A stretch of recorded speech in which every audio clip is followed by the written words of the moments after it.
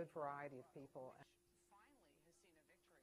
Welcome, and I hope you'll join us in the future as well. Okay. Well, 6 o'clock. Are we ready, Mike? This evening, we're privileged to have Kevin Sullivan, who is the Director of the White House Office of Communications. And you came, what month last year? July. In July. About 8 months. And when I got there, I was 6'5", 180. Beating you down, huh? No. Just kidding. He has a varied background. Last week we had Scott McClellan was telling us how he got to the White House, and his route was through politics.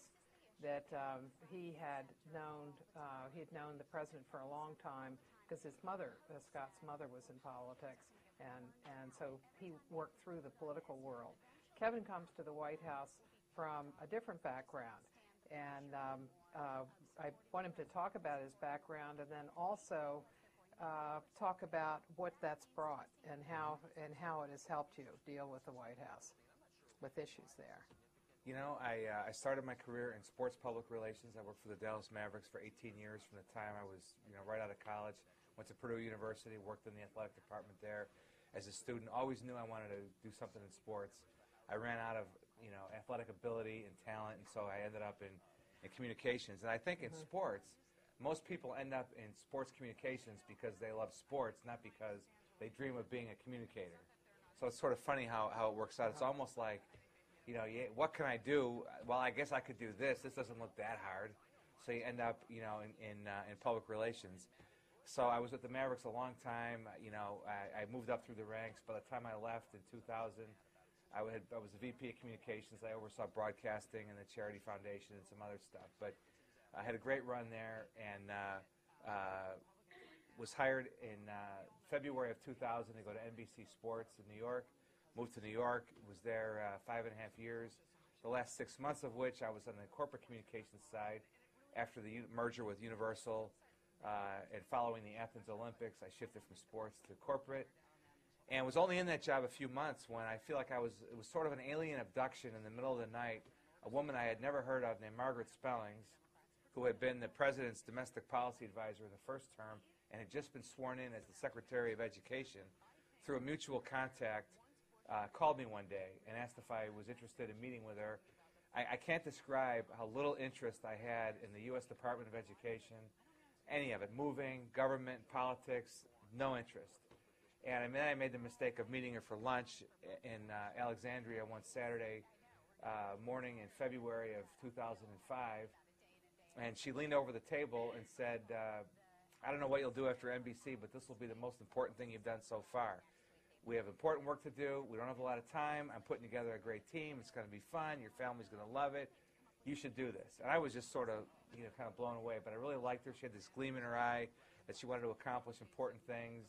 And I just sort of got caught up in it and eventually passed the background checks with the FBI, which was touch and go. Just kidding. And especially hanging out with all those sports people. That's right. And so all of a sudden, I'd spent my whole career in sports and entertainment, and now all of a sudden I was in the federal bureaucracy. And there are more similarities than you would think, but there are some differences, which we can talk about if you want to. Make a long story come to an end, I was there 14 months and got a call from Dan Bartlett in June of 2006, just asking me to come to a meeting. And next thing I knew, I was being interviewed for Nicole Wallace's position as communications director. The ultimate irony, because when Secretary Spellings was trying to convince me it would be a good idea to move from New York to Washington, one of the people she had me meet with was Nicole Devonish at the time, to talk about what it would be like to be a member of the administration, and never in a million years dreaming I would end up at the White House. So I would love to be able to tell you I had some master plan where this was all laid out, but it wasn't that way at all. I just answered the phone, really, and here I am.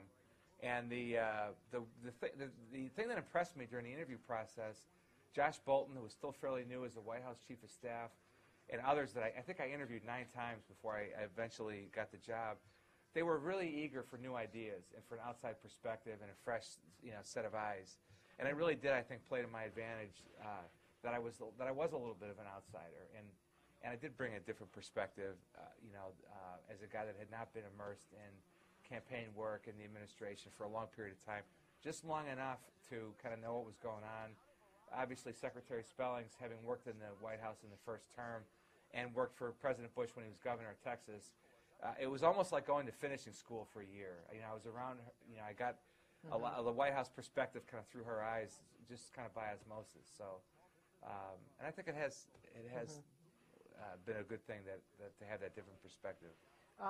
Tell us what kinds of things are valuable lessons from sports that you bring into the White House. There's lots of similarities. You have winners and losers in sports and in politics. You have reporters on deadline.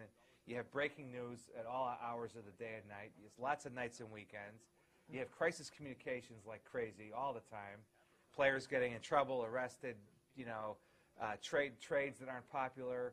But the number one similarity, I think, Martha, without question, is, in all those years I worked for the Mavericks, we were really a part of something.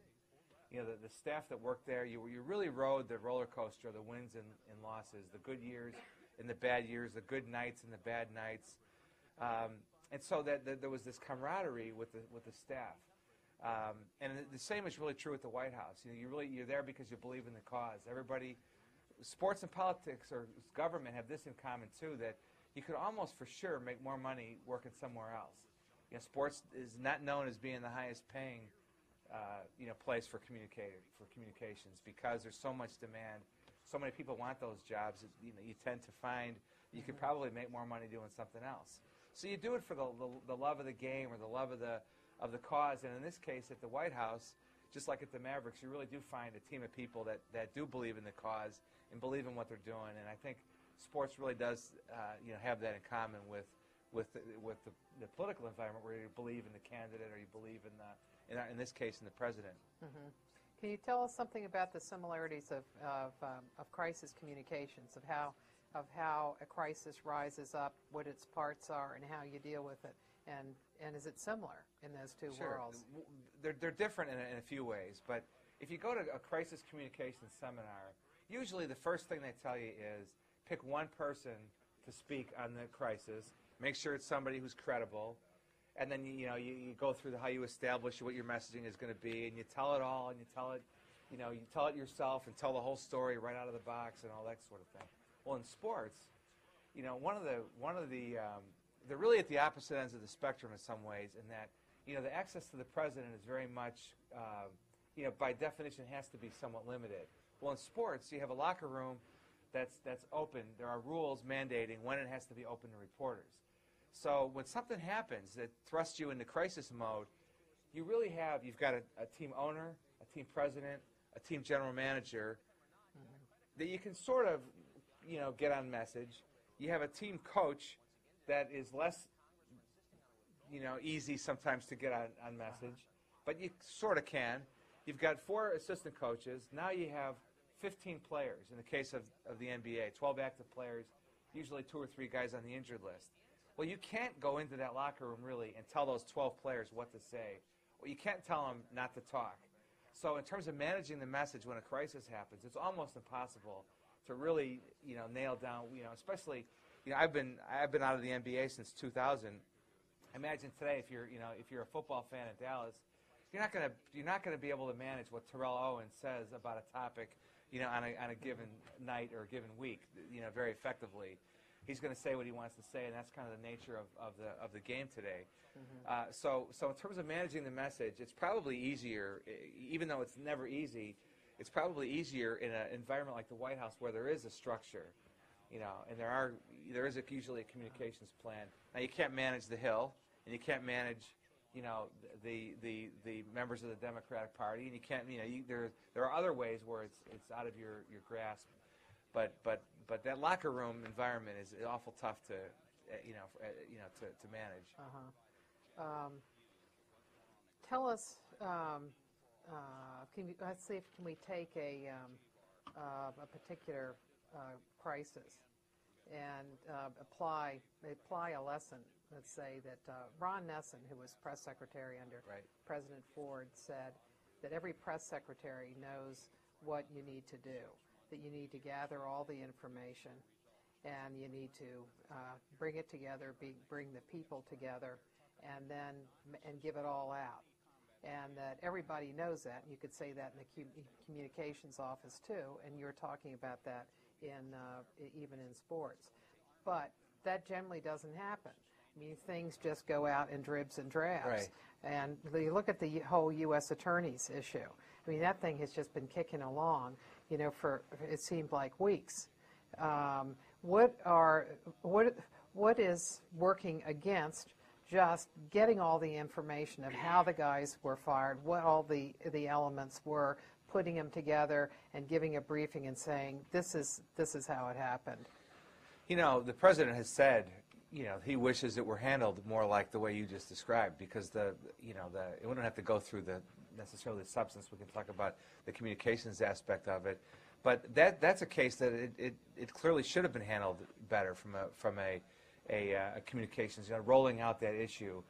You make a determination that you're going to make changes with 8 U.S. attorneys, which is certainly the president's prerogative to do, and they had served their full terms, and it was in the hands of the Department of Justice in order to manage that rollout, and it got off track kind of on their end in the early stages, and never really quite got put back on. And we're hoping that when the Attorney General goes up to Congress week after next and talks about it, that it will once and for all be laid out. We've been kind of managing it ever since. Is the problem that it's difficult to get information coming up, to getting a full story? Yeah, and I think Kyle Sampson, the former chief of staff, has talked about that he didn't share the whole story necessarily on the front end, and that became the problem. The way that he was in charge of managing the process, as asked by the Attorney General to do that, and yet didn't necessarily when department officials went to testify to Congress, there were questions about what they had been told before they went, and that was improper. So we ended up in a deficit where we really didn't need to be. One of the elements here, I don't know, a couple of weeks ago, was a story in Politico where the author, I think it was Mike Allen, said that several people were being considered for the Attorney General's spot, and that the White House was interested in getting somebody else. Now, on that kind of leak, which the president knocked down, on a leak like that, is there interest in trying to find out who leaked that, and were they working against an overall plan, or do you just not deal with it? It's a case-by-case basis. I mean, in that particular case, I'm not sure the particulars on that particular case at DOJ. But when information gets out that shouldn't have gotten out, I think depending on how important it was, and we could talk about rapid response a little bit around this too. But depending on what it was, you want to look into it and find out how it happened, so it doesn't happen again. And sometimes it's against the law, depending on what was leaked. How it was leaked. Was it classified? Was it something that really should not have been out? One of the things that you have done in your office since you came, it started earlier, but it certainly has picked up steam, is a rapid response operation where you send out emails to a pretty far-flung list of people, from talk radio producers, anchors, people on the Hill, people in the administration, reporters all over. Tell us what some of the elements of that rapid response operation is. Somebody told me early on in my career, that, in talking about dealing with reporters and how to manage news stories, you're entitled to your own opinion, but you're not entitled to your own facts. And so the rapid response operation is really designed to take something that's inaccurate, just plain wrong, not something that we disagree with, but something that's wrong or misleading, and try to stop it before it becomes part of conventional wisdom. Just accept it as being truthful, especially with the media cycle being the way it is now, and blogs and everything else. If you don't get something quickly, it really will become just accept it as conventional wisdom and as something that's true. So rapid response is it sounds like it's a defensive thing to do. We're responding to something that's already out there. But, and I've explained this to Martha before, we look at it as being on offense, that we're not just going to sit back and allow something to seep into consciousness that's wrong. We're going to go on offense and rebut it. But the tricky thing is you got to pick your spots, because there's nothing worse than that barking chihuahua in the middle of the night that just won't shut up. And if you blast out emails in response to every article that doesn't completely align with the administration's viewpoint, you won't be taken seriously. You'll lose credibility, and after a while, you're just tuned out. So what we try to do with the rapid response operation is, with documents like myth-fact is probably the most popular, the best example. Especially if it's a big story that's sweeping or really general, you pick out 4 or 5 things that are wrong. And you say, here's the myth and here's the fact. Sometimes we do it, we just call it setting the record straight. It's never personal. It's not done based on who the reporter is. It's based on what's in the story. Sometimes we do the rest of the story where there's nothing that's really inaccurate in the story, but it's incomplete.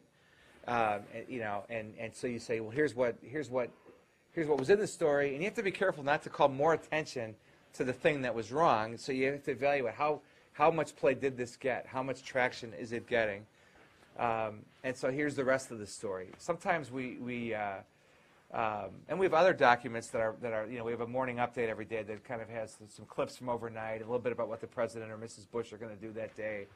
So there's sort of an array of documents at our disposal that we try to get out, but it's not like a spam operation. It's not, people imagine there's 100,000 people on this mailing list. It's a couple thousand. It's administration surrogates, communicators and policy people at the various agencies, reporters, talk radio producers, bloggers, other interested parties, and it's been pretty effective, I would say. Sometimes more so than others, but people do notice it and ask about it. So it seems that if a reporter is the subject of a setting the record straight, that they don't appreciate it. It has been noted. There was a press conference not all that long ago where Jim Axelrod of CBS, who's a great reporter, in a question to the president, made a reference to the last May having been the subject of a setting the record straight. So, it obviously was still on Jim's mind, several months later that he brought it up in a press conference with the president. Probably the best example, and Martha and I have talked about this also, when the Bob Woodward book came out last fall, and the first installment was excerpted in the Washington Post, and on the inside double truck, jump from the front page, beginning of his excerpt, right in the middle of the excerpt was a Reuters article about the myth-fact document that we had done on the book. So when the book came out, we literally, we got a couple of copies before it hit the stores, and devoured it quickly. Kind of divvied it up, and were able to respond to a few key points. And so that was in the coverage. So when you were literally reading that excerpt a couple days before the book was out, you were able to read the 5 things that the White House thought were inaccurate. And then when Woodward went on his book tour, we had a number of examples where reporters, particularly cable news reporters, would say, well, the White House says that it didn't happen this way, it happened that way, or whatever. So that was extremely effective, I would say. Mm-hmm. What generally do you think is the outcome of that kind of effort? It just gives us a chance to get on the playing field. I think that's the idea, to try to, again, not let people, obviously, again, as I said a minute ago, you want to try to stop things from being accepted just as conventional wisdom, or as being, 100% true, when they may be, maybe a little bit, there may be something in there that's just not right that causes it to be misleading or incomplete. Mm-hmm. Can you tell us, that's one aspect of your job, running that operation. Can you tell us what your roles are as a communications director? No 2 days are ever alike. I really have been very blessed. I've had these great jobs, the Dallas Mavericks, NBC Sports, NBC Universal. Working with Secretary Spellings at the U.S. Department of Education was a blast. I never went into that thinking that I went into it kind of believing in her vision, but it was more fun than I ever thought I would have working at the, in the government. This job is, I can't begin to, showing up at the White House last July, especially not as this longtime kind of political guy, really was like stepping onto a speeding train.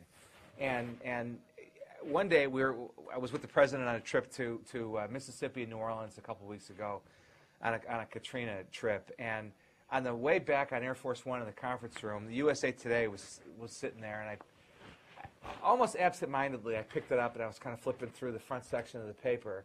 And I started to realize that we were on almost every page.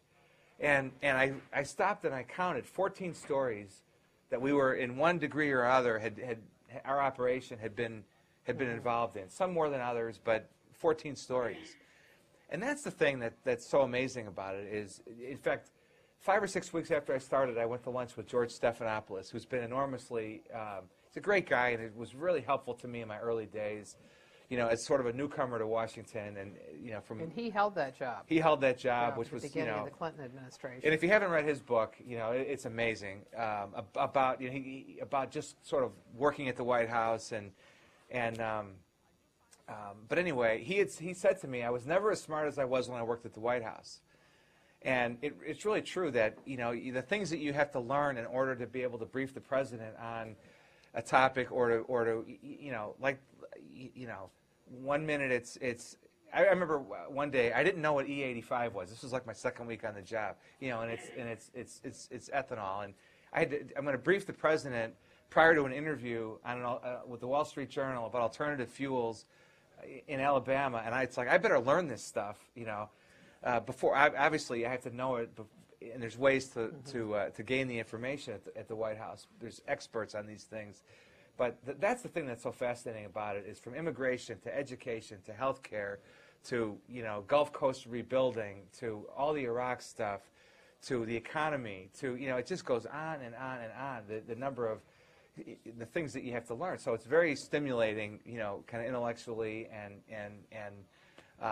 but because of that, at any given day, you may deal with, when I was at NBC Sports, at any given day, I might deal with the Olympics and the PGA Tour or NASCAR or Notre Dame football or whatever was in season, and it was 3 or 4 things, but they weren't that complex and they weren't that different from each other, and so this is just sort of, your mind just really does expand to the point where I'm beginning to think I'm forgetting things that I used to know just a year ago or whatever. But so no 2 days are alike. The pace is phenomenal. We start really early in the morning. I was not a night owl before I took this job in any stretch of the imagination. I leave the house around 6 a.m. I get to the office between 6:30 and 7. Senior staff meeting is at 7:30, and in that meeting you kind of get going. And 8 o'clock the communicators meet. And can you back up a little before you've gotten to the White House? What have you read, and what have you listened to? Well, or before watched? that 7:30 staff meeting, I've read on a good day when I can get through it all. I've read about 5 newspapers. I've been online. What are the newspapers? The New York Times, the Post, USA Today, the Wall Street Journal. I probably looked at the editorial page of the Washington Times and flipped through the front section of that. I've spent a little time online. I've looked at the front page of the Financial Times usually, and depending on the issue, what's going on at a given time, that will dictate a little bit where my focus is. But the main thing will be I'll look at the president's schedule for that day on one of these little cards. I'll make sure that I know if there's what events are we doing today? What's the president going to be talking about? What is the message of the day?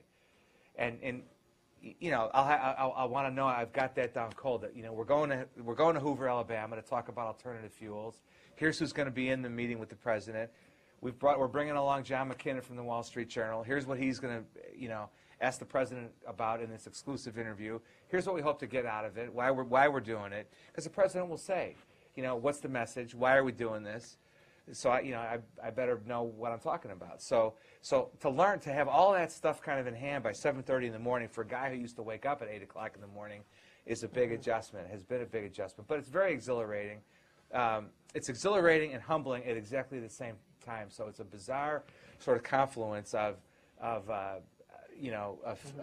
emotions kind of on a daily basis. I've only been there 8 months. I'm not a long-term, like Dan, 6 years, 7 years. I don't know how he's kept up the pace he has and maintained his good cheer, but he's an amazing guy. But I don't take for granted when I walk in the morning. I'm really aware of the obligation of working there and the responsibility that comes with it. But the people are amazing, and it's a great place to work, and that's what keeps everybody fueled, even in these challenging times. When you go to the senior staff meeting, can you tell us something about how that meeting is organized and operated? What kind of information everybody has before they go in it, if there's anything that's common that people have? I think everybody's probably looked at the paper, but the communicators, we have a greater responsibility to know because we're going to inform the message of the day and what everybody's talking about. But Dan is there, I'm there, and then Tony Snow would be there. Now with Tony out, Dana Perino is there. So the meeting starts with Tony, or now Dana, doing Josh Bolton, the Chief of Staff, runs the meeting, and the first thing is usually what's in the news. And Tony or Dana would kind of go through the headlines. Here's what we're going to be dealing with today. And then usually the next person to speak will be Candy Wolf, who's the Assistant to the President for Legislative Affairs, and she'll give a quick readout of what's going on the Hill. And then after those two speak, we'll kind of whip around the room. And it's a half an hour. Josh runs a great meeting. There's usually one or two light moments. But generally speaking, it's kind of what's going on today. Is there a decision that you need on something? Are there any loose ends? I left out one thing. The meeting actually begins with the person who runs the president's schedule commenting on any late changes to the schedule, and then we kind of bang through the issues of the day. And again, the policy people will talk about issues that are percolating in their areas as we will go around, and then from there we go to Dan's meeting with all the communicators, which will include, the Office of Management and Budget communicators, and Mrs. Bush's press secretary, and the Vice President's press secretary, and our, a couple of layers down in the press office, and a couple layers down in the communications office, and we all work very well together. It's a much flatter arrangement than you would find in the corporate world, I would say. It's kind of one big dog pile, and we get in there and help each other and kind of figure out what's important today, what are we going to be, dealing with, and again, what kind of documents are we going to put out today? What are we going to be pushing? What kind of, surrogates can we put out? What are the agencies doing? Very, sometimes more than others, but we try to make it a well-coordinated, linked-up operation. And, on Wednesday we talk about we get going on the President's radio address, which he records Friday morning. Usually on Wednesday we make that determination. The Sunday shows, Wednesday and Thursday, we start talking about who's going out on the Sunday shows. And again, the division between the communications shop and the press shop is really breaking news, the White House press corps, news of the day, and the communications shop is a little bit more of the strategic planning, longer view. We'll take a topic like an issue like energy or immigration or education or healthcare, whatever it is, and we'll have a 2 or 3 week calendar, often longer. That we're managing around the president's events and speeches. And of course, speech writing also is under Dan's umbrella, and we're all kind of immersed in that world, too, in terms of, what should the president be talking about and what kind of audience and what kind of event and who with and all those sort of things. Do people in the meeting, when you tell them what the issues are going to be that day, judging from what you read and what you hear, do they tell you what they want you to say? Or do you tell them what is going to be said? It's more like we're the experts. So it's what do you think we ought to be saying about this? How should we be talking about this? And we're given a chance. There's a lot of smart people there, which is one of the amazing things about being in that kind of environment. But usually they will say, what do the communicators think about, what we should be doing on this? So we have a chance to, and it's one thing. And as you kind of go out into your own careers, I would recommend that you think this way. I did this, at NBC as well. When you're in communications, you really are supposed to be the experts on how to communicate about something. So, I used to tell, I would tell our people, don't go to, Al Hubbard, the the president's economic advisor and say, we have this opportunity with CNBC or Bloomberg or the New York Times or whatever. What do you think we ought to do? Go to Al and say, here's an opportunity I think we should make sure that we do, and here's why. And here's why this is a good opportunity, what the message ought to be. I think we can drive things that way. Mm-hmm. One of the things that other administrations have done a lot of, and this administration has not, is bringing policy people out to talk, bringing people into the briefing room. Say in the Clinton administration, Henry Cisneros, who was the HUD secretary, and Donna Shalala, who was HHS, and Riley, who was education, used to come to the briefing room. If the president was doing an event, they'd come to the briefing room and talk about what the policy was that went along with it. And the stories that came out of it tended to be very favorable stories because they had a lot of meat to them. It wasn't just what the president said, it's also what the whole policy is and the explanations of it. And there's been really relatively little of that in this administration. I think we've done more of it recently. I think Steve Hadley has done more on camera and on the record. He's the National Security Advisor. I think he's done yeah, he's done some. He's done some, and when we had I think Condi Rice did too in the first term. She did. The way we approach it is if it's a really, really complex issue, like when all the last summer when the military commissions stuff was going on, which is a very complicated issue. I remember General Hayden going over with Steve Hadley, Hayden being on the intelligence end, and kind of going through that for the reporters. Before foreign travel, usually last week, I know there was a policy briefing on before Secretary Rice's trip. I think we've done it with on occasion, but it may be just a little bit of a difference in philosophy, where we've picked our spots a little bit more than making that a regular thing. We did it with the on climate. We made the EPA administrator available along with Secretary Bodman. Now the briefing actually ended up taking place at the Department of Energy, but it was made available to the White House reporters, and it's something we could probably take a look at to do more of as the issues dictate. Do you find that on complicated policy stories that some media are better than others? Like, for example, say on some health care issue, that it would be more to your benefit in getting the story across to give it to the New York Times, not deal with the whole press corps, give it to the New York Times. Or say, like in dealing with North Korea, give it to David Sanger of the New York Times, because everybody's going to then take it from the Times, that television takes heavily from the Times. Right. And so for policy, complicated policies, you would use newspapers that way. The Howie Kurtz's book, Spin Cycle, is one of the, I would also commend that to you as recommended reading if you want to know how this stuff works. And he, in that book, goes through the Clinton administration in great detail with the various tactics they used. And they were the thing that when I was working at the Mavericks when I read it, this was in the late 90s, I guess.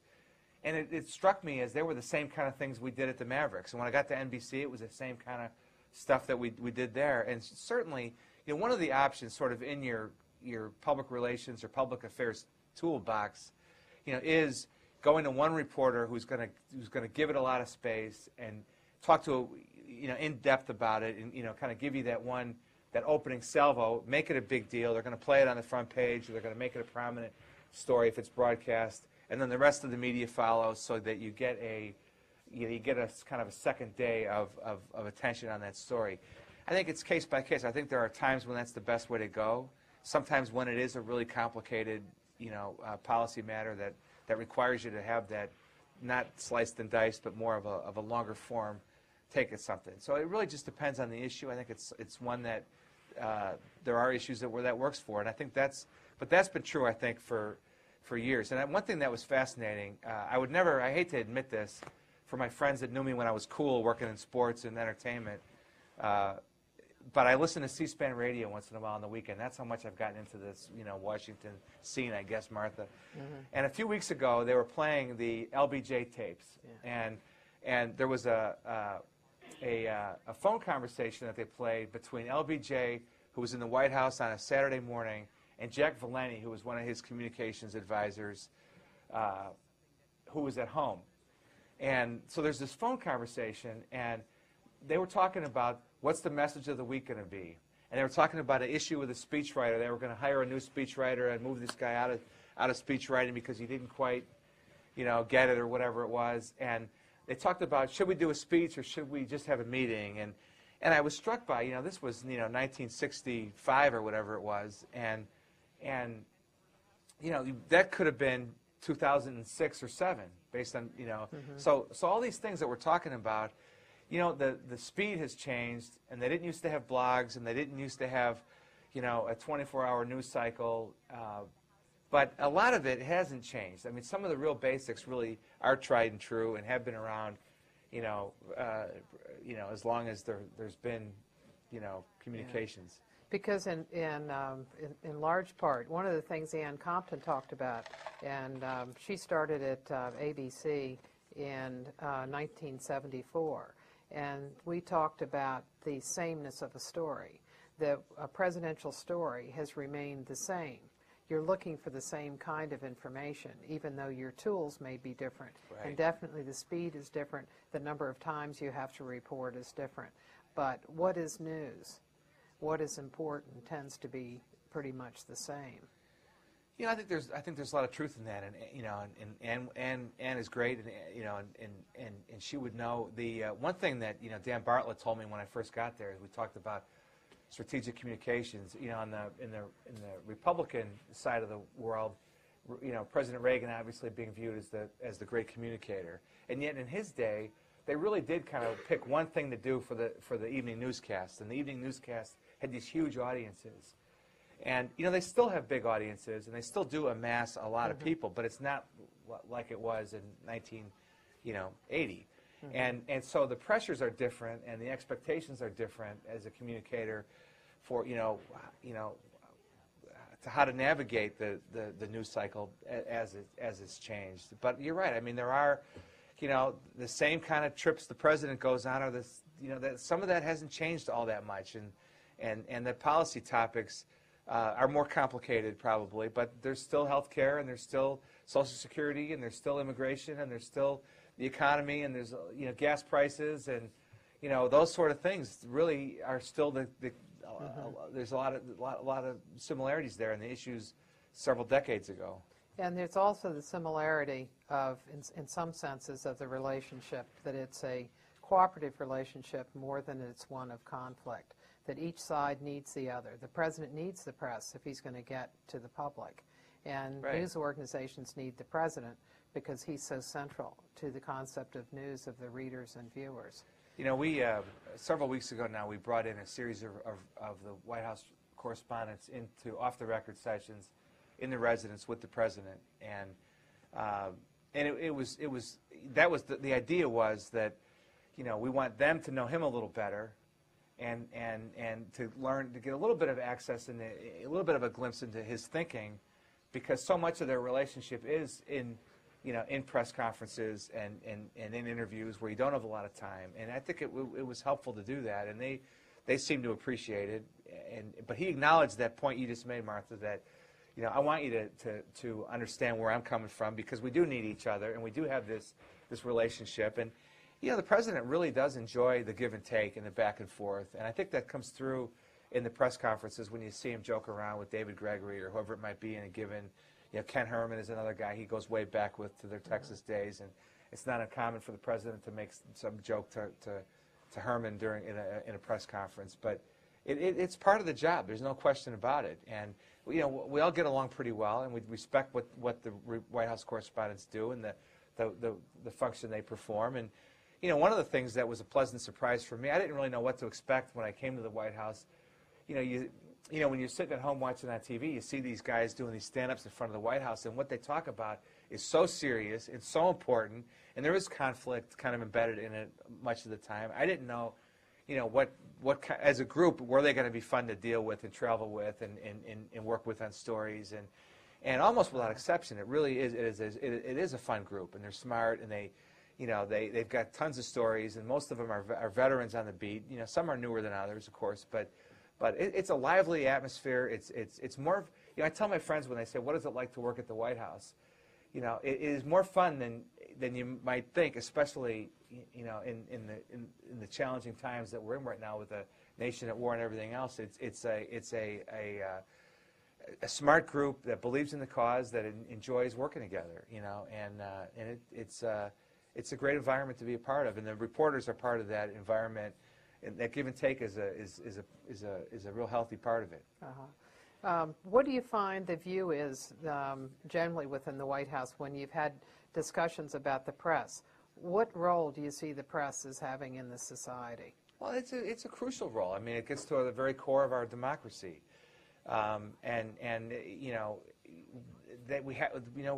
we need them to function as a democracy, for them to do their jobs. And there's a free press is essential. And I think, for the most part, setting the record straight and rapid response included, in the discussion, I think for the most part they're very fair. And I think most of them go out of their way to be fair. So I think the relationship, while at times, more so than others, it's a pretty good one. Today, the president had a press conference where he had let's say he had a session that it wasn't announced beforehand that it was a press conference, but I think everybody figured out that he was going to be taking questions. How do you decide when he has a session with the press? It's really kind of almost done by feel. You kind of know when you need to get out there. Now, right now we're in this, a pretty intense back and forth with Congress about the funding of the supplemental budget request for the war, and we need to be out there, every day. It doesn't have to be the president every day, but we need to be active and on the playing field, making sure our message is breaking through. And we felt like it was time. There was a natural opportunity in the schedule where the president had a meeting that was previously scheduled, unrelated to this, with General Pace, the chairman of the Joint Chiefs, and with Secretary Gates, the Secretary of Defense. So we thought, after this meeting, why not have the president walk out and make a statement? And you know what? It's probably about time for the president to take a couple of questions. We did the same thing after the U.S. Attorney's thing started to get a little bit, off the rails. Let's have the president. We were actually in Kansas City doing an alternative energy event. We speeded it up a little bit, got back a half an hour early so we could make the evening newscast. Had the president take a couple of questions after making a statement about the U.S. attorneys. The president taking questions on it adds credibility to it. It gives the media a chance to be more a part of it. It's part of the deal, and we know that. And there's nothing the president can't handle in those situations. So today, but the interesting thing that happened today was, Dan suggested to the president, why don't you take, a couple of questions, maybe even 4 or 5, and it was the president's call. He ended up taking 12 questions. So it really was a full-blown press conference, although it was more informal in that they were standing there on the South Lawn instead of, formally seated with a seating chart and all that stuff. But it was really more of a deal where we felt there's a lot of issues out there that we felt it was important to have the president's voice on. The Supreme Court decision yesterday on the EPA and the regulation of carbon emissions. The U.S. attorneys, most importantly today, the war supplemental, the Iran British sailors thing. I mean, there's a number of things out there that we thought, the time is right. So it's really done, kind of based on what's feel and what's in the news. But it was the president's call to take that many questions and really turn what was a statement into a full-blown press conference. In fact, Dan said to me today, afterwards, when we looked at the questions, said, 12 questions, Martha's going to count it as a press conference. So. So we hope you do. Yeah. But how did you prepare? Yesterday, this was one. The president doesn't need tons of preparation for a deal like this. But yesterday we did a little Q&A, made it available to him at the end of the day. Not very extensive, just a little bit of a refresher on here's the variety of topics that are going to be out there. And then we met in the Oval Office, Dan and Dana and I, with the president for just a few minutes. Just kind of reminded them, here's what's on their mind. You know, very informal, very brief, fun. A little banter back and forth, and it was just for him to take a few minutes, to just to focus on kind of what he'd be asked. Not unlike what you would do prior to a press conference if you were the VP of Corporate Communications at NBC or at Staples or the University of Texas. The same kind of deal. When you say that it lends credibility, having the president respond to reporters, it lends credibility. What kind of credibility for whom, and how does that work? Well, I think it just, the president is credible on his own. I didn't mean it that way, but what I meant was that by allowing the media to participate in that way, you're probably going to get more. The coverage will be a little bit different than if the president only made a statement. I think that the television networks will cover it differently when it's a statement plus taking questions. I think it just adds another dimension that adds another layer to the coverage. One of the things that you all have done is put a lot of attention on local media, right. Regional and local media. What kinds of things do you do with them, and what's the benefit of it? It's funny. It's a great question. We spent a lot of time on what's known in Washington as the regional media. Now, if you live in Waco, and the Waco Tribune-Herald, is the paper on your parents' kitchen table in the morning, to them it's not regional media. It's the paper they read. It's their hometown media, and there's a lot of, there's millions of readers of papers that don't have a White House correspondent and local TV affiliates.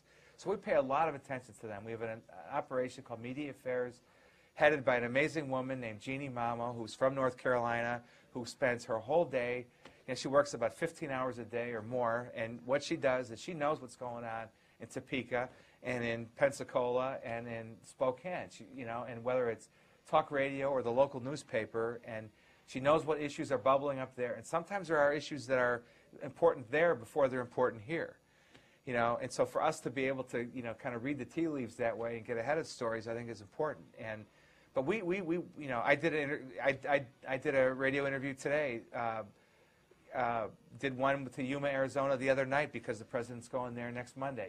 Just to try to talk about what's important to the president in those markets and what are various policy decisions and other things. I think you miss the boat if you overlook the local markets, and we try to really stay on top of that. The president believes in it. He's done a lot of interviews with the regional TV affiliates. If you do. Tribune Media represents, 15 or 18 television stations, whatever it is, why, I think you're missing the boat if you neglect, those outlets. Mm-hmm.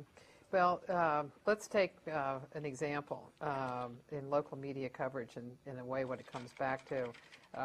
Early in the administration, I was in College Station, Texas, for a conference, and the president's energy proposal was coming up, and there was an article in the College Station Eagle right in the front page about it, and it was written by Terry Hunt of Associated Press. Right. Recently in Philadelphia, I went to Philadelphia, and there was I can't remember what the issue was, but right front page, Jennifer Lovin, who is Associated Press reporter.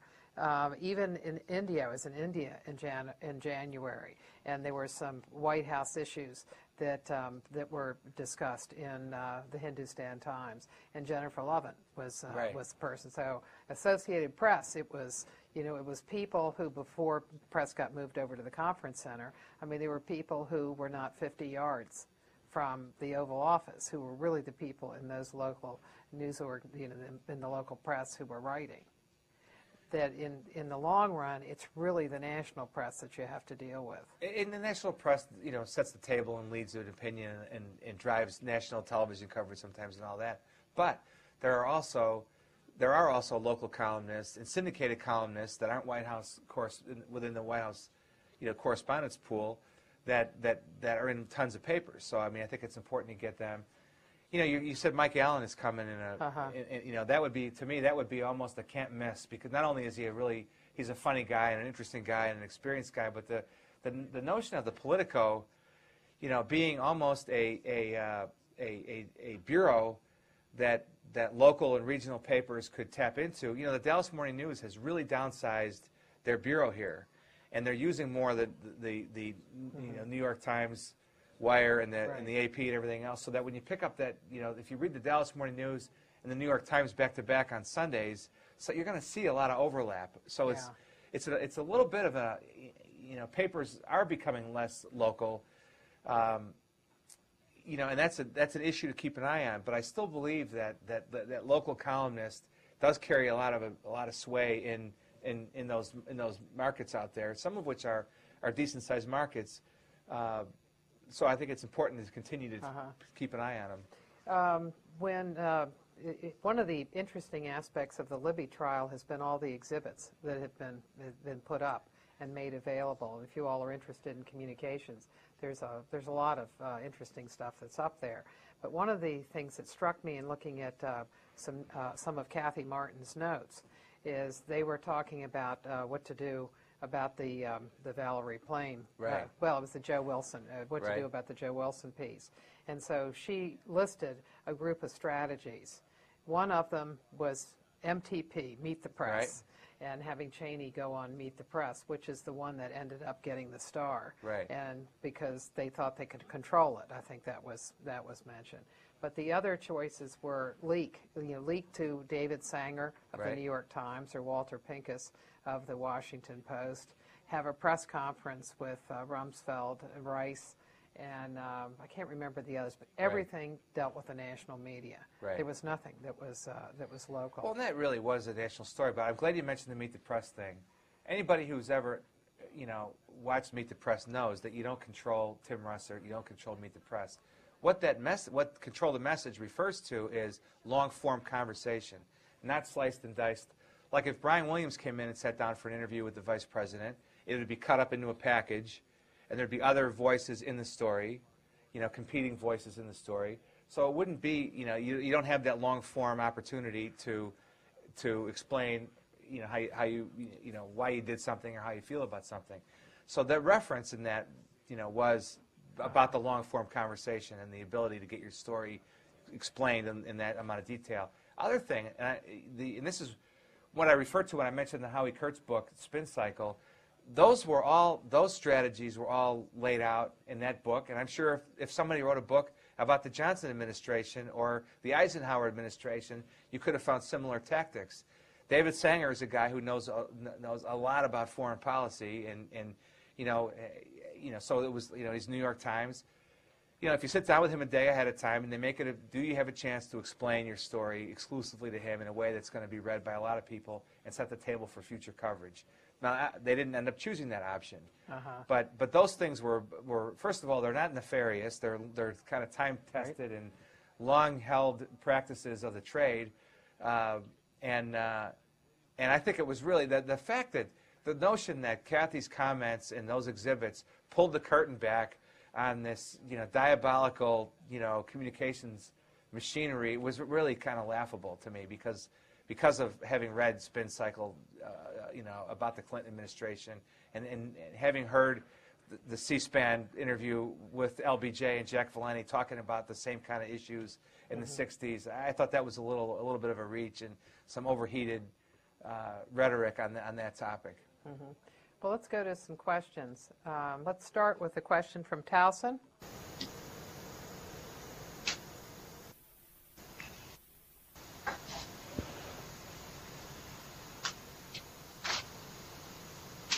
Anybody got a question?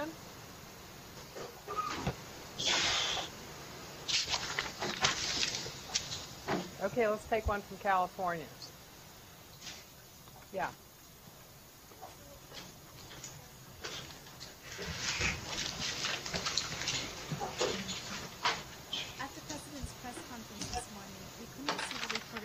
Go up, but it still seemed as though he was prepared beforehand to ask a few certain reporters questions at the beginning, and I'm wondering if that was the case, and if so, why you make the decision to call on certain people first. He makes the decision on who to call on.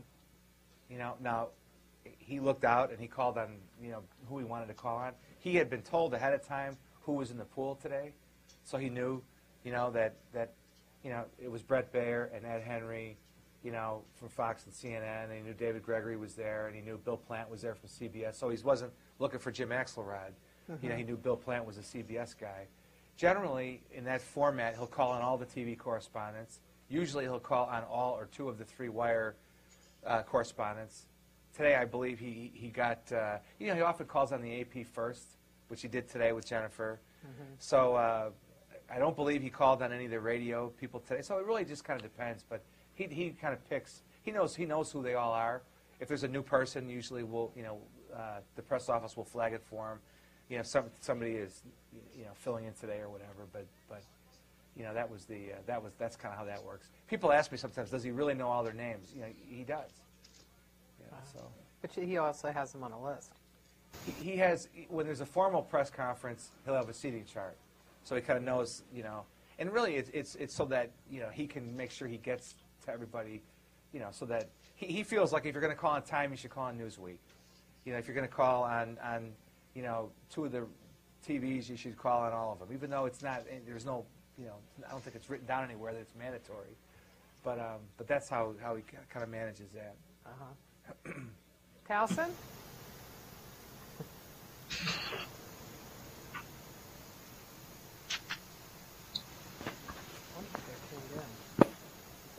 Towson, are you all tuned in? We lost your video, but we do have still audio. Okay. Do you have a question then? There, you're back on video. You mentioned that the Bush strategy for rapid response is just being offensive. How does this differ from the strategies of other administrations to rapid response? I think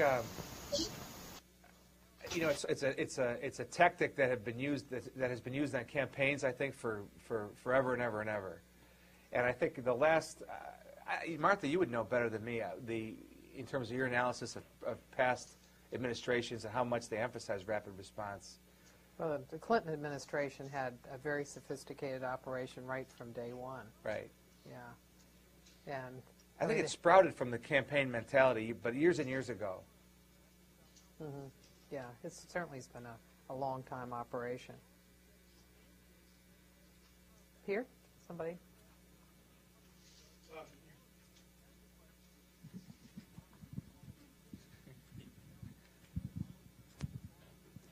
You started going through your day, and I think you got to about 8:30. Right. I was wondering if you could just continue, Sure. unless it's, obviously, if you're going to have to keep going on and on. But No,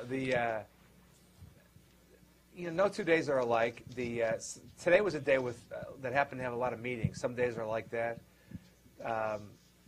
Some with the president, some without. As policy, there's always a policy process at the White House, and it works its way through, the various meetings on how we're going to deal with a certain topic. We had a meeting today on the Supreme Court decision, yesterday on the EPA decision, to kind of learn what it's all about and to begin to consider how we're going to, what the best way will be to, communicate about it. And so there's meetings, there's a lot of phone calls, some with reporters, some with communications people elsewhere in the administration and the White House. One of the things,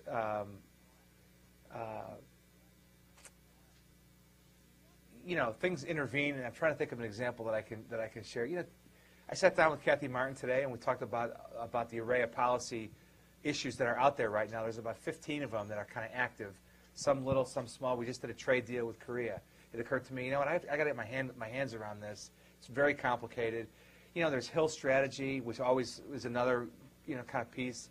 You may know how you're going to talk about it, but you have to kind of balance that with what does the Ledge Affairs shop say? I mean, how can we most effectively talk about it in the context of the Hill? But my day, today was just a meetings day. They're not all like that, but today was some days you spend more time planning, thinking about what's coming up. We had a meeting on the calendar to look ahead. We try to plan out 6-8 weeks out. So we look through April and May today and this is, the message is really driven by the calendar. Where is the president going to be? And then from there you kind of fill in the cabinet and other surrogates, White House staffers. So we kind of mapped out today. You know, and the way it works, you know that, you know, every week you're going to do something on Iraq, and then you kind of try to bunch together, you know, energy, education, healthcare, whatever the issues are, linked up with what's going on the Hill, so that it makes some sense and that you can drive the agenda, so that you're just not doing an energy event for the sake of doing an energy event. So that was a lot of today. Today was a lot of meetings on policy stuff, and then some planning, you know, the calendar ahead. But there's always things that pop up that you didn't anticipate. Are the morning meetings tend to be internal ones, and then the afternoon meetings are more external? Generally, I think generally that's true. Mm-hmm. You know, there's a report coming out of Brussels on Friday about global warming, and so at the end of the day, you know, it was like midnight in Belgium. We got together the communicator who's there, just to kind of make sure everybody was on the same wavelength. What was what's in this report, and how are we going to respond to it? And you know, so that was something that kind of got added. You know, I did this radio interview that was added during the day. Hey, can you do this? You know, again, trying to push on the supplemental, this Iraq funding issue. So at the end of the day, do you bring all the communications people together? You know, it's at the end of the day, it's really more done by email and phone. You know, I normally leave. I try to leave around 7. Usually, it's closer to 7:30. You know, so I get home about 8 o'clock. So I leave at 6 a.m. and get home at 8, and love every minute of it in between. Try not to mess anything up. You know, the stakes are high. You know, I mean, kind of representing the president, leader of the free world, trying to let the, you know, but you know, it's funny because it is not as stressful or it is a great environment to be a part of. I know I've said that 3 times. President's energy level is amazing, and he keeps things fun and the staff, you know, kind of fired up, and it's, you know, that keeps you going. How many times, say, a week would you talk to the president? You know, it varies. Sometimes a lot, and sometimes not. You know, I've had the privilege of traveling quite a bit with the president, and that is another layer. You know, in terms of as you're planning your travel, if you can work it out, I recommend Air Force One. You know, saves a lot of time. Those motorcades, you know, you come and go pretty fast. You know, but you know, usually at some point during the day, not every single day, but usually at some point I'll be in a meeting or, you know, a briefing or an interview or something with the president. Okay. Towson? What role does public opinion on certain issues influence which issues the White House focuses on? What was the beginning part about public opinion?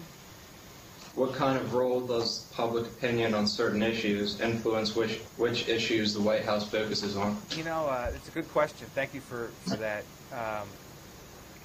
Sometimes people accuse the president, and I think this is true of any president. He's in a bubble. You know, he's insulated. He's isolated. Not true. You know, the president knows what's going on. The people who work there know what's going on. And public opinion, it's interesting because it does play a part. And yet, one of the hallmarks, I think, of the president's leadership style and management style is that he makes decisions based on principle, not popularity. Look no farther than the war in Iraq.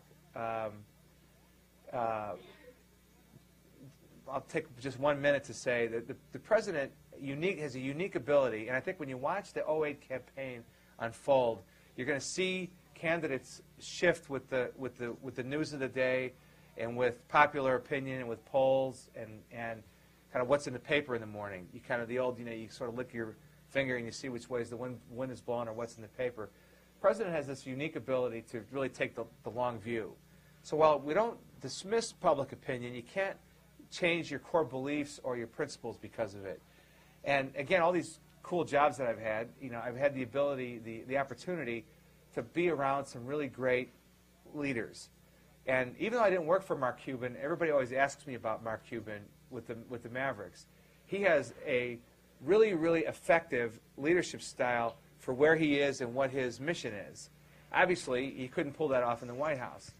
And the hardest thing, I think, to do in the White House is to take the long view in the face of this crazy media cycle we've been talking about, the blogs, the polls, 3 polls a day, opposition in the Democratic Party and on the Hill. So easy to shift, and yet, the president has said, last year he read 3 books on George Washington. That was 42 presidents ago. They're still writing books about him. He believes that the history of our time will be written not next year or in the 2008 election cycle or even 10 years from now, but more like 20, 30, 40, 50 years from now. And he believes that based on the intelligence that he gets every day and that there are people out there that want to hurt us and in the interest of our children and grandchildren, this is the right thing to do. And he knows it's unpopular, and he knows that it's upsetting. He meets with the families of the fallen all the time. He will again tomorrow in California. So when we talk about what impact does public opinion have, it has an impact. Certain policy issues, probably more than others. Definitely, we're aware of how people feel about things. But on the topic of the big issues, immigration is another one. You don't change your core beliefs. Immigration is one that we wrestle with within our own party, because of one constituency or one poll or one, whatever it might be. So I don't know if that answers the question exactly, but I think it's an interesting thing about working for this president at this time is his ability to keep the long view in the face of divergent views. Do you look at polls, like say in the Clinton administration, one of the polls that was particularly important to them was how people looked at their lives and where the country was going, right? Whether things are better or whether they're worse. Do you all look at those? Does the president look at those? President, I've never heard the president talk about, show me this poll or what about that poll. The interesting is, the political experts will tell you the country is about, 45% Democratic and 45% Republican and 10% Independent. And the one thing I look at when I see the polls is what was the breakdown of the sample. And sometimes it'll be 25% Republican or 35% Republican. And I think you kind of look for some of those, signals in the polling. But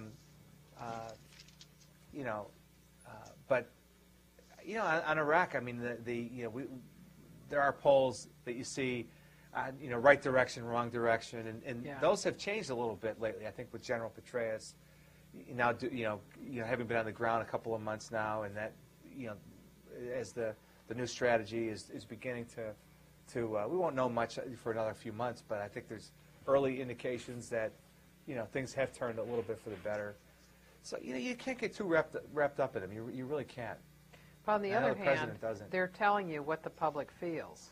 They're telling you what that sample felt based on a certain question asked in a certain way. So I think you really need to drill down and see what were they asked, when were they asked, who was asked. But you don't dismiss it. I mean, but you just can't change your core beliefs based on it. I think it'd be the main thing I would say to that. But wouldn't polls also be important for selling a program? You want to know what people think, and so you look at a poll and see what their perceptions are. I think it could be one ingredient. I think it could be a helpful, informative thing as long as the sample was was fair and the question wasn't pushing an answer in a certain direction and those kind of things. Yeah.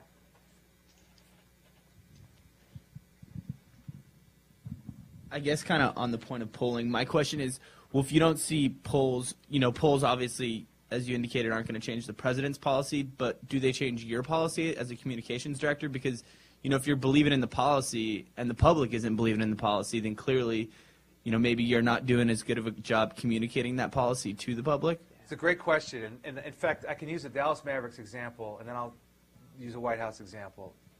In 1995, I guess it was, or 6, the Dallas Mavericks traded Jason Kidd. Bad move. Bad move. All the years I was there, probably the most fun I had was the Jason Kidd Rookie of the Year campaign.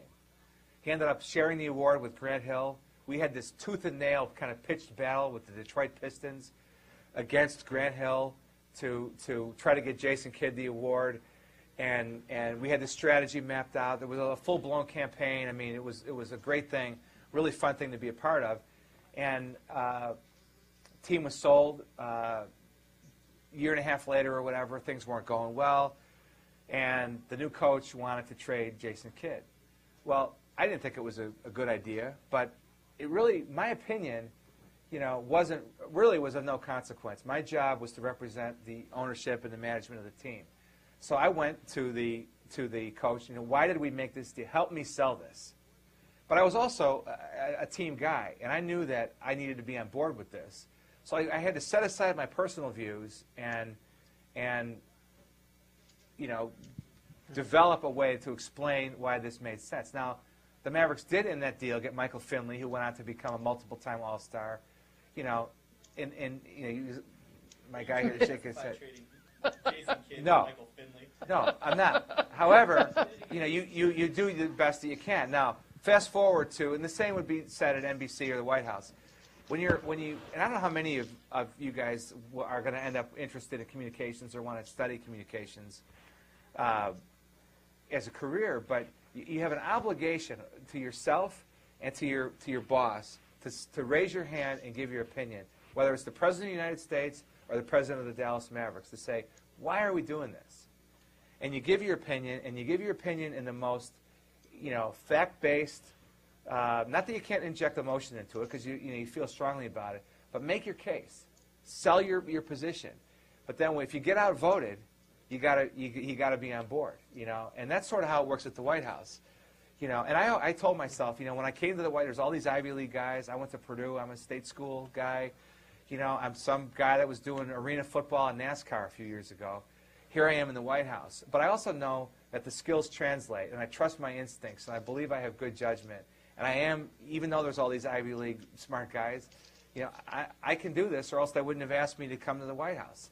So I am never going to bite my tongue. I'm not going to hold back if I really believe, that I have something to offer on a topic, or something that I really believe the president, should know about. And I've really been true to that. I haven't always been right. My views haven't always been accepted, but I haven't held back, because if I held back, and something went wrong. Like if I didn't raise an issue for the president, like if I knew Bill Plant from CBS, one thing was really on his mind was, I'm trying to think what he asked today. But let's say that I knew. Yeah, I was in Baltimore. I missed it.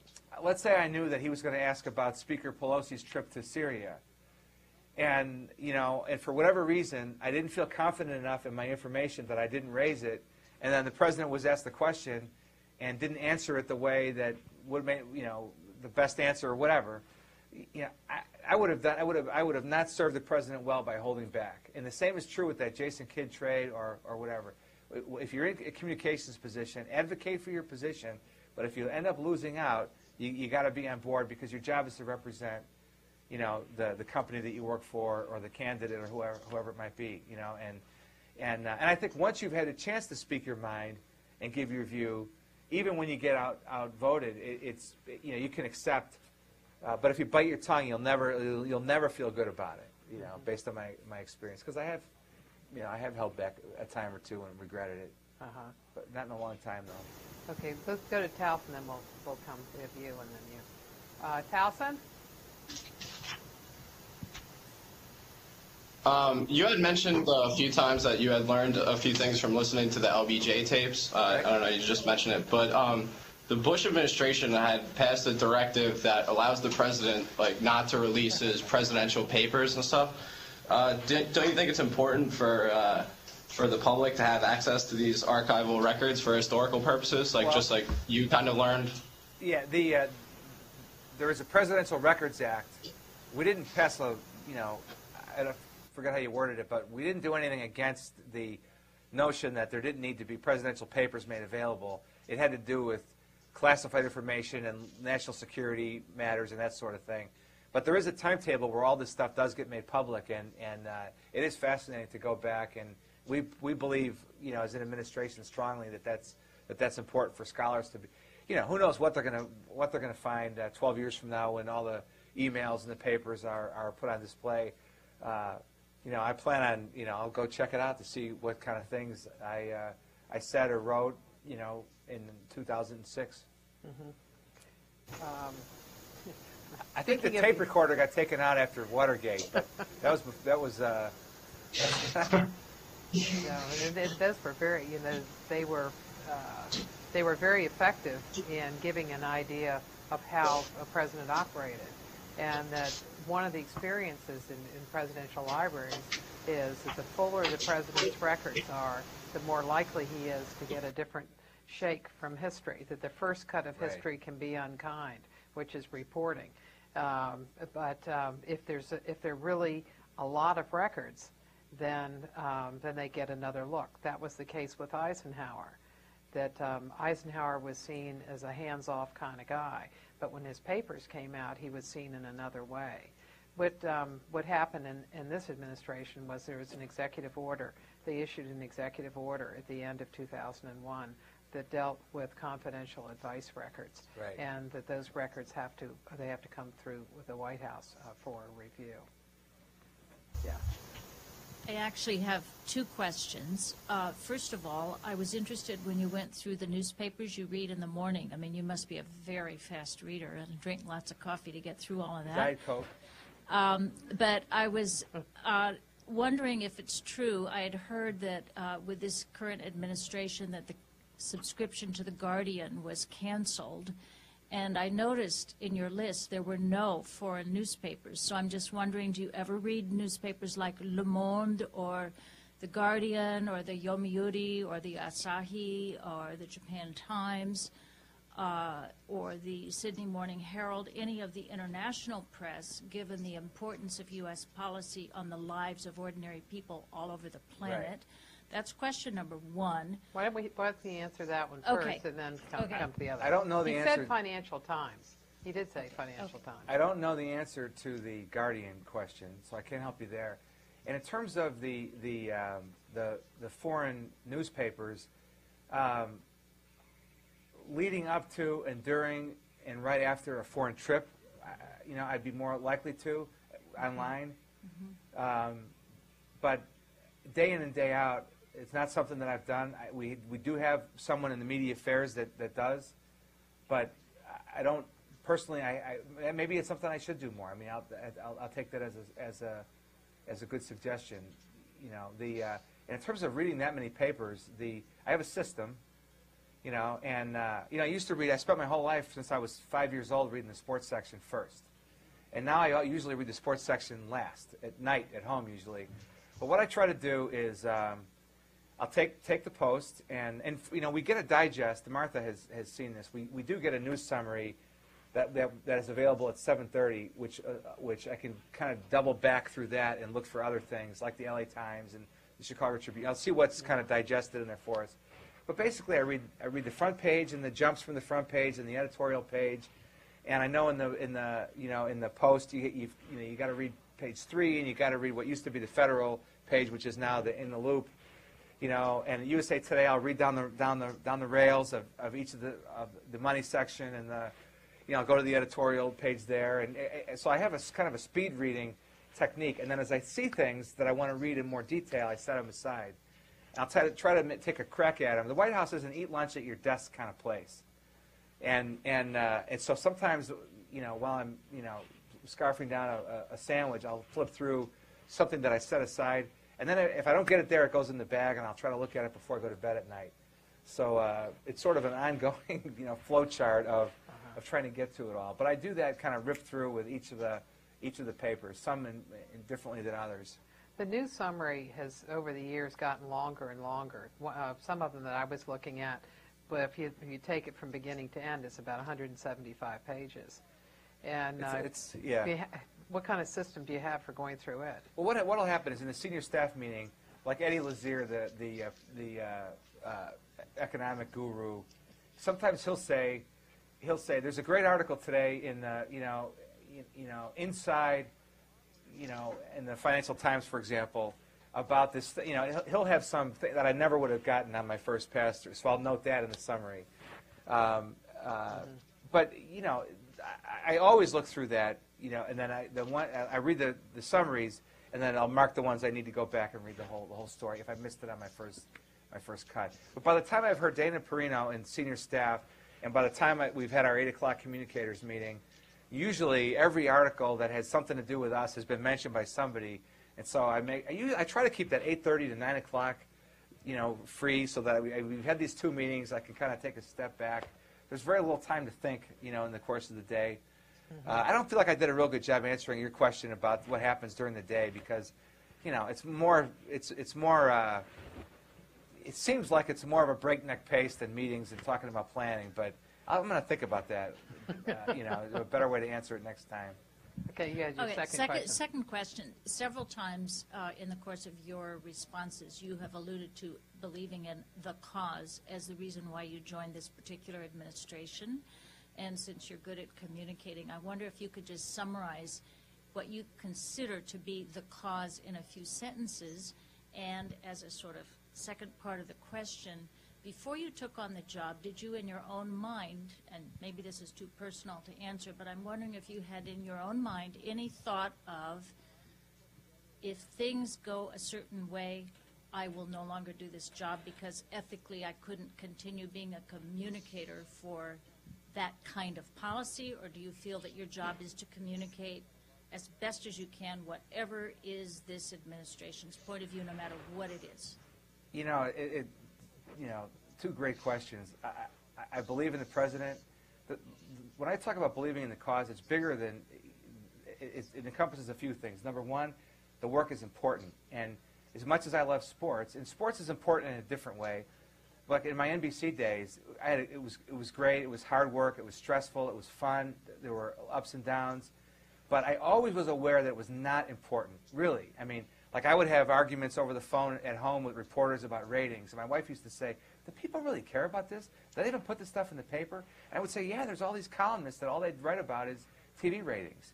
And I just had this sense that it wasn't that fulfilling or meaningful, as much as it was fun and as much as I enjoyed being a part of this, NBC Universal thing. And 30 Rock was a great building to go to work to every day, a lot of smart people and everything. So the first thing that appealed to me is this has impact, this has meaning. We're talking about education and healthcare and all the issues that I've talked about. Now, when it comes to the president, I absolutely believe in him and the vision that he has, and keeping my children and my grandchildren safe, and doing things that will, I believe the president is 100% right on the need for comprehensive immigration reform. I happen to believe in his policies. Now, when I was in New York, I co-taught a class at NYU. With an adjunct. I was not really an adjunct because I never taught before, so I was sort of under his wing. But I really taught this class virtually by myself for a semester. And the first night, I didn't know what to expect. I hadn't been in a classroom in 20 whatever years. And the first night, this young woman sitting in the second row, we're kind of doing Communications 101 as an overview for a class on media strategies. So the very first night, I'm going through all this stuff, and she says, "Has anybody ever asked you to lie?" And I was floored. I thought, man, this is going to be a great class if on the first night, I get this kind of question. And I said, I've never been asked. I've been asked this sort of thing. Why don't you just tell them that we did this, or why don't you just say that? Not necessarily a bald-faced lie, but kind of, And of course, I wouldn't do it. And I've never been asked anything like that in my time in the administration, not even close. But what I said to that woman that night is, no, I haven't been asked to lie. And she said, well, what if you did? And I said, I wouldn't do it. And if you ever, in your career, get asked by somebody as a communicator, just tell them whatever this thing is that they want you to make up, you have to say, first of all, I can't do that. I'm not willing to do that. I'm not going to do that. And then you start looking for a job. Because if you don't believe in the people that you work for, it's over. And you just know when it's time to leave, and you know when it, and it's really the best thing about working at the White House. I believe that if everybody in this room, I've had this happen to me where we've had a briefing with the president or a meeting with an outside group or a round table on some topic, and people have said, I didn't vote for him, but if the election were tomorrow, I would. And we hear all the time. I heard it today after the press conference. Somebody sent me an email. If everybody could see this whole thing, his approval rating would be 50%. and that happens all the time. And I know that not everybody can see the things that I see and that sort of thing, but I do believe in the person and his vision and what he stands for and what he believes in, and it's almost like anybody, like when I worked for the Mavericks, there were years where we made the playoffs and went to the conference finals, and there were years when we had some of the worst records in NBA history. And you know what? Anybody can go be the PR director. The Dallas Mavericks right now don't need a PR director. They're going to win almost 70 games. They just, they have a 9-game winning streak. They lose a game, they win 12. They lose a game, they win 11. They lose a game, they won 16 or whatever it was. Of course, when they came to Washington, they got close to me. They lost. I'm the jinx, I guess. But your mettle is tested, and your abilities as a communicator and your abilities, your core principles, are tested when it's not popular and when times are tough, and it's almost like anybody can do this job.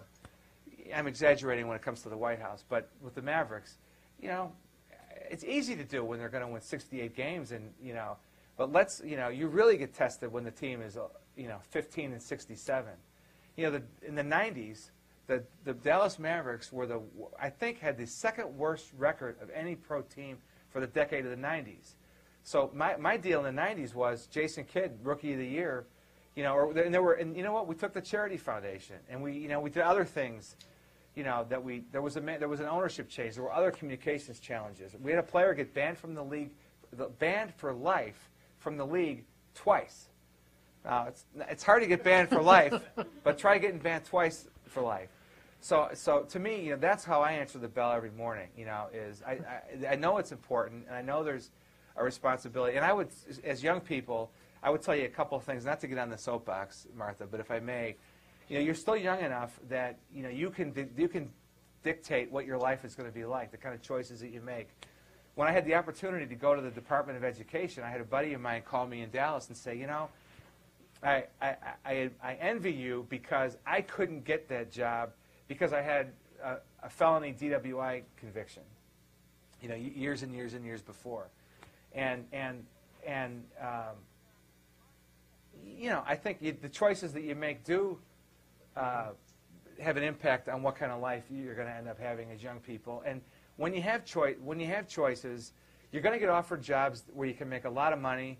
I work at a place where everybody who works there could make more money doing something else. There's not one person that's there for the money. That's really what I was talking about. They believe in whether it's the president or or the work that we're doing. And really it comes down to the president. But when you have those, hopefully you can spend at least part of your career doing something that's important and meaningful that you believe in, no matter what it is. And I think you will. I hate getting. I get up at 5 o'clock in the morning. This is really unusual for me to be like this. I go to bed before my kids. And but I know that I'm doing it for a reason, because I want to be awake during the day. Last night I stayed up to watch the end of the game. And I went to bed at 11:30, and and today, I paid for it a little bit, but not that bad. It's not like I stayed up till 3 o'clock in the morning. I think that game ended before the end. 11:30, it did. But I wanted to see the end, and I wanted to, see the celebration and all that stuff. Yeah. Towson, let's take one more from Towson, and then we have one in the back here. And that will be. Now you got me all wound up. You mentioned blogs several times. Right. Do you, as a communications director, think about blogs in your strategy, and do you personally read any blogs? Yes, I do. We think about blogs every day. It's a tricky thing because some blogs are one guy with an opinion, but there's a tricky thing with blogs in that the same ground rules don't apply as do to journalists. Is really where I was going with that. So your approach is a little bit different, but they are mighty and powerful and to be taken seriously. And any communications person who doesn't include them in their plan is missing the boat. One of the things that Tony Snow likes to do on the job is is we would set up blogger calls for him. I cruised through the political blogs on both sides of the aisle, news blogs. One of my favorite blogs is tvnewser.com or .org, maybe it is. It's through Media Bistro. I started. It is run by a student at Towson, right? I was going to mention that. And when I was at NBC, and I'll think of his name in a minute. Brian Stelter. Brian Stelter was 19, I think, when we first. And it was a woman who was the VP of Communications at CNBC who proclaimed one day, "This guy is to be taken seriously, and we should be talking to him." And the executives were very nervous. It was kind of like, well, just don't let on. Don't let, you know. But he does a great job with that thing. He gets great access. All the executives now talk to him. And he was really the first guy where it occurred to me, this guy should be taken seriously. I still go there almost definitely every week, probably every other day or every third day. And where they can have impact is that opinion leaders and reporters go to these sites, so that even if some have bigger followings than others, but the good ones have the right kind of following that could be impactful. And so we monitor them all the time. Our rapid response people keep an eye on it, because that's where you see sometimes where this misinformation can catch, like wildfire. And good information too. Yeah, in the back, that's our last question. Thanks for coming out.